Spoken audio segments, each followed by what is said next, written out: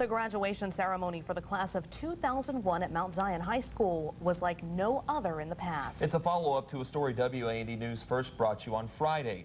In her first television interview, our Chris Madera spoke with Janine Fletcher a week after she gave a speech few will soon forget. Chris?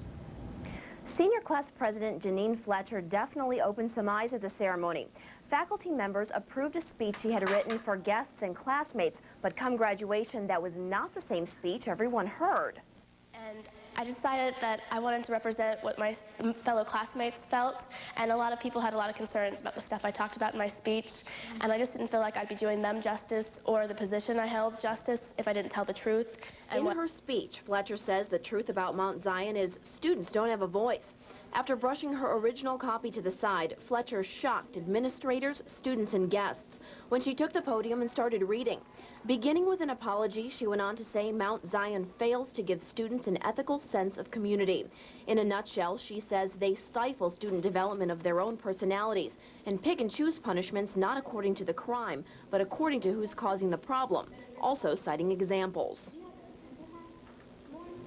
Mount Zion's an outstanding school district, and I'm not saying that we do everything perfect, but I can assure you that particularly the points that were brought up in the speech, the student did not have the facts.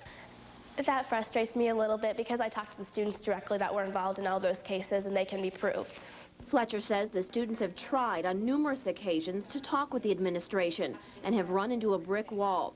She says this was her last chance to reach out to faculty and say what students have been trying to say for years. I was nervous, but on my way out through the procession, everyone around me was telling me, no, you've got to do this, Janine. Someone needs to say something. It needs to be done. You can do this. They were just supporting me completely, and if I didn't have that support, I don't think I could have done that. Fletcher received 2 standing ovations during her speech. Her mother says at first she didn't think this was the right time or place to bring all this out, but she says after reading through the speech completely, she changed her mind. Marcus?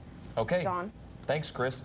Coming up on WAND News Weekend Report at 10, Chris talks to some of those students Fletcher refers to in her speech. See what they have to say at 10.